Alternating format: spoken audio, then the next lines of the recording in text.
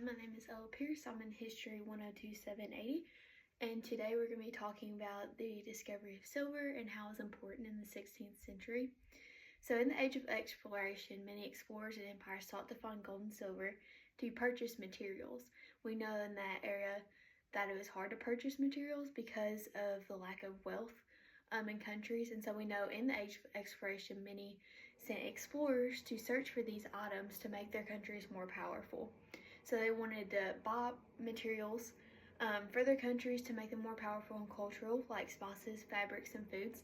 The high demand element was found in 1545 by an indigenous prospector in the Red Mountains of Bolivia. This was a highly concentrated and saturated silver deposit area when it was discovered, and since then on, it transformed the global economy.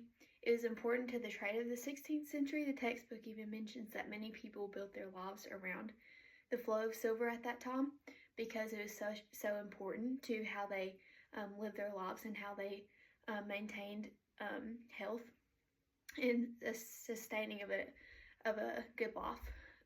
So production only started to increase when more silver was discovered.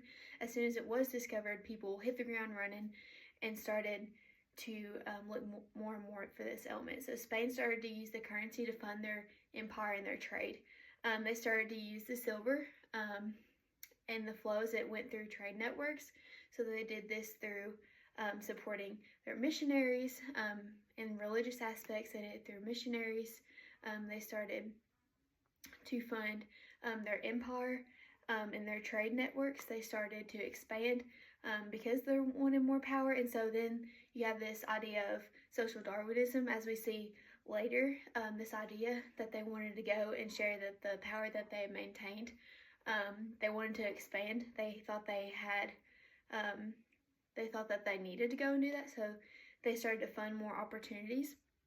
And this ultimately impacted Europe in this area as a whole because they found silver, and so now they're starting to use it to fund their operations. And now there starts to be an idea of competition as well because they have found this element and is starting to increase their popularity and how powerful they are in their wealth. So that is how it became so important to the economy. That next we are going to be talking about Western Africa and the Portuguese slave trade. This derived from the traditional looking for ways to export luxury goods. However, with the prosperity of the trade, they started to dabble in the transatlantic slave trade because of a desire for labor for their goods. As they expanded and exported to countries, they realized they needed labor to produce these goods. And so they combined the two trades together. They were looking for gold, but then they found labor and that satisfied them. And so slaves were a quick fix, and so they started to incorporate them into their trade network. More ports were built along with the former ones. Traditionally, more voyages were made to other countries. It just continued to grow and expand, and the distribution of slaves skyrocketed because of the increased value of slaves and their labor. And so then other countries saw that this was prosperous. They adapted it and expanded to other countries as well. And so eventually the Portuguese influence started to decline, and so did the trade networks.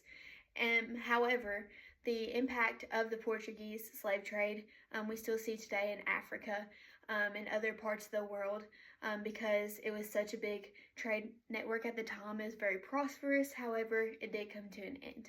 Furthermore, we will be looking about the Indian Ocean Trade Network and how it functions. It's a trading system that connects the Middle East to parts of Asia, China, and Africa. And so this was still a very prominent trade network because it exported things such as goods, ideas, people. There is a notable mention that it is not similar to the transatlantic slave trade in that way, because that slave trade transported slaves to other countries, whereas this trade network did not focus on that primarily, but transporting goods and ideas, because this is more of a cultural trade. However, the arrival of Europeans did change how it functioned. They finally built the dream that they had longed for so long, to find a way to export to other countries and increase the trade in their countries.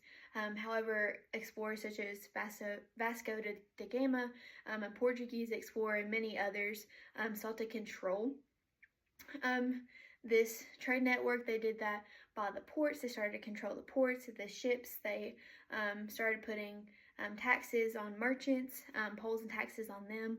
And so this ultimately decreased the, prosperity of the trade network. And it also lost the traditionality of this trade network and how it was formally established. It became under Portuguese control, and so it did not become as prosperous as it once was, especially as Portuguese influence declined. So did the trade network, sadly. Finally, there is many impactful outcomes of the Protestant Reformation. However, from my perspective, there is one main impact from this event, and that was the division or the splitting of religions. And so I've learned about the Protestant Reformation since my freshman year. However, I've really keyed in on in this study that it not only impacts Europe, but it impacts globally. And so this helped me realize the strictness of the church. It's almost like a Simon Says situation, so they see and they copy. And so, however, it was not reciprocated in this event. The Pope issued theological and doctrinal issues, and reformers such as Martin Luther were not okay with this. He even ended up nailing the 95 Theses, or the 95 things that were wrong in the church, to the church doors, and this erupted in division. This is also where we see how individualism and personal faith developed, and so people were encouraged to study on their own. And this also developed new denominations, which is the religious division that I was really inspired by. And so you see the creating of new denominations, because this was a key part of change in Europe. And so we still see the effects today, because many denominations were created out of this. Many religions now that we see today are as an effect. And so I think for me, as I study this today, because so many denominations and personal beliefs and individualistic views were created from this event, I think that is why it is the most impactful. That's what I got, was the most impactful effect of the Protestant Reformation. Wrapping things up, the discovery of silver, the Portuguese slave trade, the Indian Ocean Trade Network, and the Protestant Reformation are all different topics. However, they all contribute to global history and all have a lasting impact that we still see in society today.